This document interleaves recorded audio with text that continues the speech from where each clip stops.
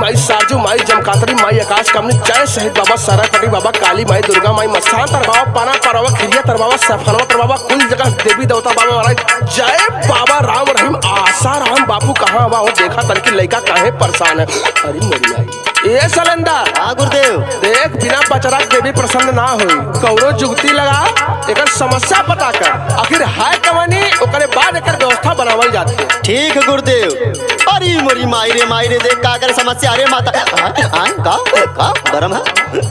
अरे गुरुदेव परमवा नाई हार के।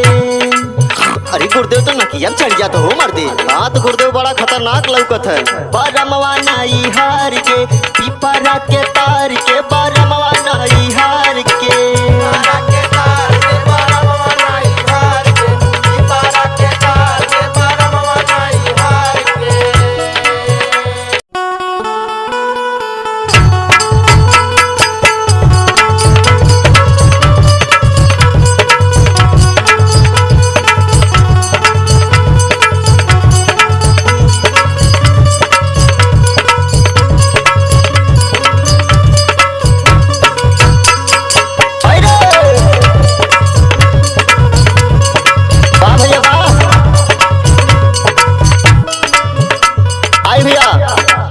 शैलेंद्र गौड़ आप सभी श्रोता समाज के चरणों में नमन करते हुए आरोही डिजिटल रिकॉर्डिंग स्टूडियो बढ़िया बाजार आजमगढ़ के माध्यम से आज एगो लाइव सॉन्ग आप लोगों के बीच में भेज रहा बानी।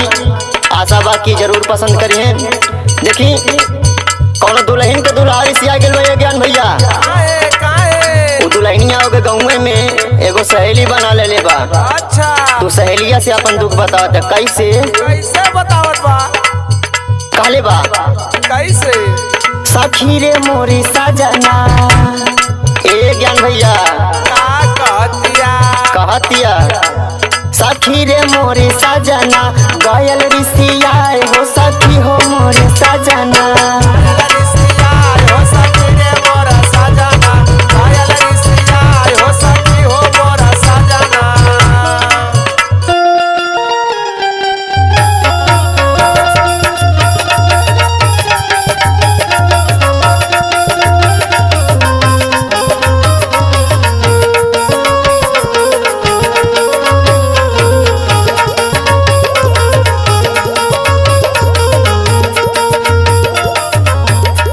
ऐसन बाबा दरिया उल्टल तालया पोखरिया, चल मछरिया मारना, चल मछरिया मारना, लैले जलवाया झिंगुरिया, चल मछरिया मारना। चल मछरिया मारना, लैले जलवाया झिंगुरिया, चल मछरिया मारना। ए मछरिया मारना रे मछरिया मारना, ए मछरिया मारना रे मछरिया मारना, लैले जलवाया झिंगुरिया, चल मछरिया मारना।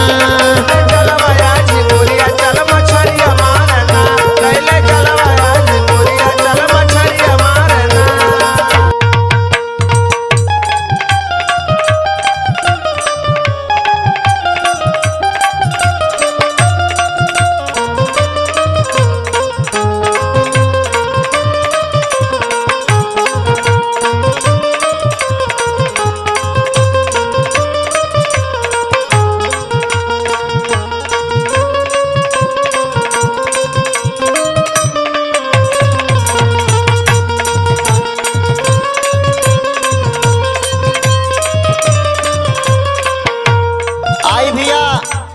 हम गायक शैलेंद्र गौड़ आजमगढ़ की धरती से आप सभी श्रोता समाज के चरणों में नमन करते हुए कहना है कि कौनो लड़की के सुघराई देख के पागल हो गई बा, और वह लड़की के सुंदरता का वर्णन वह लड़की से कैसे करता और कौना भाव में करता ये भैया आई अपना गीत के माध्यम से सुनावतानी।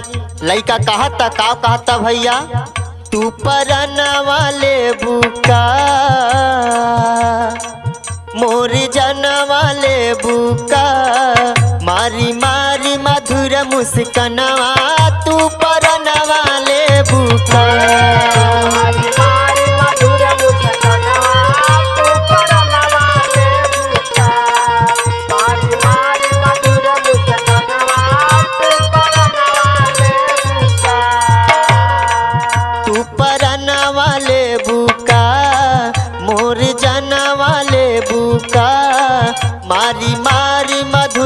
मस्तनवा तू पर